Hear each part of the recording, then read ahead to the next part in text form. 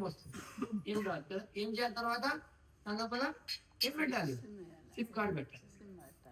ఆ SIM card పెట్టిన తర్వాత నొక్కితే ఓన్లీ ఎమర్జెన్సీ కాల్స్ వస్తుంది.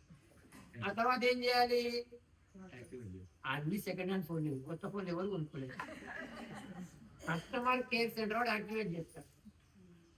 ఆ తర్వాత దాంట్లో డబ్బులు ఉంటే సారీ దునియా ముట్టింది, అంతే కదా. చూసారా, ఇంత చిన్న ఫోన్కి ఎంత పని చేశాం. అది పని చేయాలంటే అట్లనే ఈ మూర్తులను కూడా మొన్నటిదాకా ఎక్కడున్నాయి?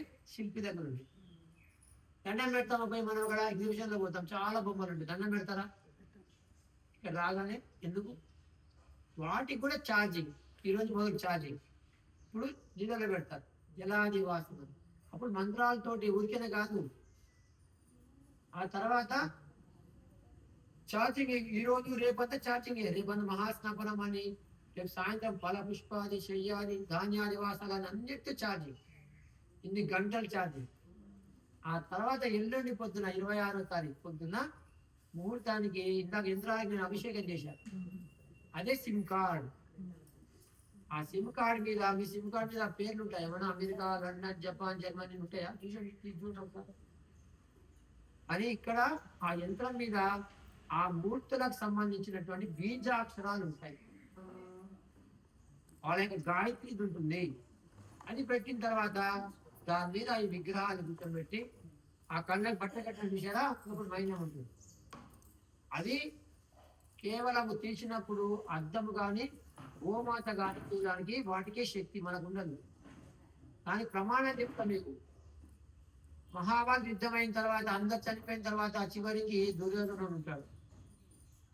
గాంధారి కళ్ళకు బట్టలు కట్టుకుంది కదా, ఎందుకంటే నా యొక్క భర్త ఎప్పుడైనా చూడలేడు, నేను చూడకూడదు. ఆమె శక్తి తక్కువ కాదు. చివరికి అంటుంది దుర్యోధనుడిని, దుర్యోధన నువ్వు మొత్తం దిగంబరుడుగా రా, బట్టలిప్పిరా, నా యొక్క శక్తి ఎంతనో నీ మీద మొత్తం పంపిస్తా, నీ శరీరం వజ్రదేహం అవుతుంది, ఎవరు ఏం చేయలేరని. మరి దుర్యోధనుడు చావకపోతే ధర్మం నిలుస్తుందా? అందుకని దుర్యోధన వస్తున్న సమయంలోనే కృష్ణ పరమాత్మ వస్తాడు. దిగంబరుడుగా వస్తుంటాడు దుర్యోధనుడు. అంటాడు కదా కృష్ణ పరమాత్మ, ఏమి దుర్యోధన నీ తల్లి దగ్గరికి పోతున్నావు, ఇట్లా పోతావా నువ్వు? అయ్యో అయ్యో సిగ్గుచేటు కదా, కనీసం నీ మర్మాంగాలను కప్పుకోమంటే. అప్పుడు బట్ట కట్టుకు వెళ్ళినప్పుడు ఆమెకేం తెలుసు? తీసింది కళ్ళు. ఆ యొక్క చూపుతోటి శరీరం మొత్తం కూడా వజ్రదయమైంది, కానీ తొడభాగం మాత్రము, ఎందుకంటే బట్ట కట్టుకున్నాడు కానీ అంత శక్తి ఉంటుంది. ఇది కూడా మూర్తులేదు. అందుకని ఆ సమయంలో ఎవ్వరు ఉండకూడదు అని చెప్తారు. ఎక్కడ పోయిన తర్వాత మీ దగ్గరే ఉంటారు వాళ్ళు. గోమాత లేదా అద్దము, అద్దం పగిలిపోయింది కూడా దగ్గరైతే, అంత శక్తి వస్తుంది. అయిన తర్వాత అదే యాక్టివేషన్, ప్రాణ ప్రతిష్ట. ఆ తర్వాత ఇదే యాంటీనా పైన టవర్.